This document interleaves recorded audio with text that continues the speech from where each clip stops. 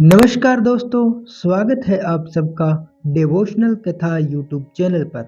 आज की हमारी वीडियो होने वाली है धनतेरस पूजा विधि और कथा के बारे में। तो चलिए दोस्तों शुरू करते हैं।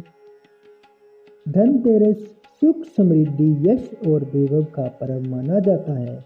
इस दिन धन के देवता कुबेर और आयुर्वेद के देव धन्वंतरी की पूजा का बड़ा महत्व है। हिंदू पंचांग के अनुसार कार्तिक मास की त्रयोदशी तिथि को मनाए जाने वाले इस महापर्व के बारे में स्कंद पुराण में लिखा है कि इस दिन देवताओं के वेद धन्वंतरी अमृत कलश सहित सागर मंथन में प्रकट हुए थे, जिस कारण इस दिन धनतेरस के साथ साथ धन्वंतरी जयंती भी मनाई जाती है। धनतेरस के दिन खरीदारी करने का प्रचलन भी बहुत चला हुआ है। मुख्य रूप से नए बर्तन या सोना चांदी खरीदने की परंपरा है। चूंकि जन्म के समय धन्वंतरी जी के हाथों में अमृत का कलश था, इसलिए इस दिन बर्तन आदि खरीदना अति शुभ माना जाता है। विशेषकर पीतल और तांबे के बर्तन खरीदना बहुत ही शुभ माना जाता है। धनतेरस कथा। एक बार यमराज ने अपने दूतों से प्रश्न किया, क्या प्राणियों के प्राण हरते समय तुम्हें किसी पर दया नहीं आती?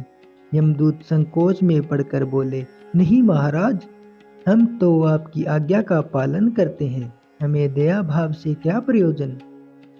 यमराज ने सोचा कि शायद ये संकोच ऐसा कह रहे हैं, अतः उन्हें निर्भय करते हुए वे बोले, संकोच मत करो, यदि कभी कहीं तुम्हारा मन पिसा हो और तुम्हें दया भाव हुआ हो तुम्हारे मन के अंदर, तो बताओ।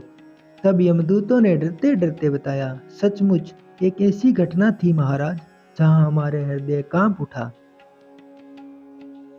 यमराज उत्सुकतावश पूछने लगी कि ऐसी क्या घटना थी।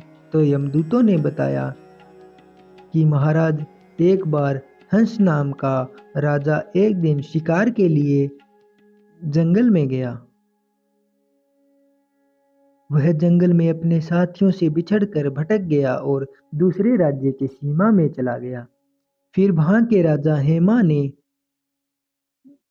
राजा हंस का बड़ा सत्कार किया।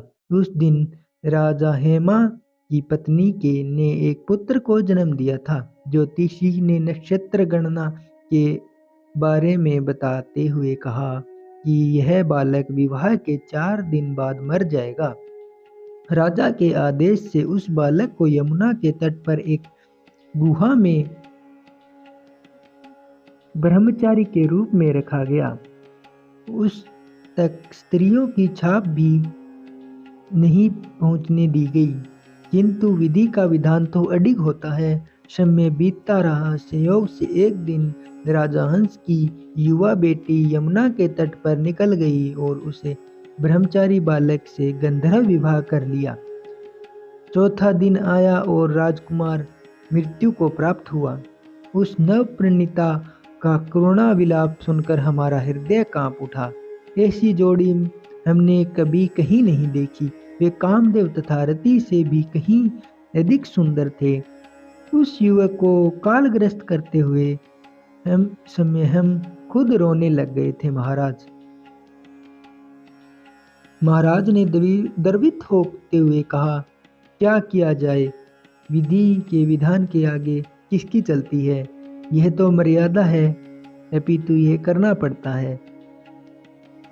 महाराज, एकाएक एक दूत ने पूछा, क्या अकाल मृत्यु से बचने का कोई उपाय नहीं है? यमराज ने मृत्यु से बचने का उपाय बताते हुए कहा, धनतेरस के पूजन के दिन दीपदान की विधि पूर्वक करने से अकाल मृत्यु से छुटकारा मिलता है। जिस घर में यह पूजा होती है वहां अकाल मृत्यु का भय नहीं होता। इस घटना से धनतेरस के दिन धन्वंतरी पूजन सहित दीपदान तथा दीपदान की प्रथा का प्रचलन शुरू हुआ। इस दिन को यम दीपदान भी कहा जाता है। मान्यता है कि ऐसा करने से यमराज के कोप से सुरक्षा मिलती है और पूरा परिवार स्वस्थ रहता है। इस दिन घरों की साफ सफाई, लीपा पोती कर स्वच्छ और पवित्र बनाया जाता है और फिर शाम के समय रंगोली बनाकर, दीप जलाकर धन और वैभव की देवी लक्ष्मी का आह्वान किया जाता है। धन्यवाद दोस्तों। अगर आपको हमारी यह कथा अच्छी लगी हो तो लाइक करना, कमेंट करना और शेयर करना अपने दोस्तों के साथ और चैनल को सब्सक्राइब कर लेना।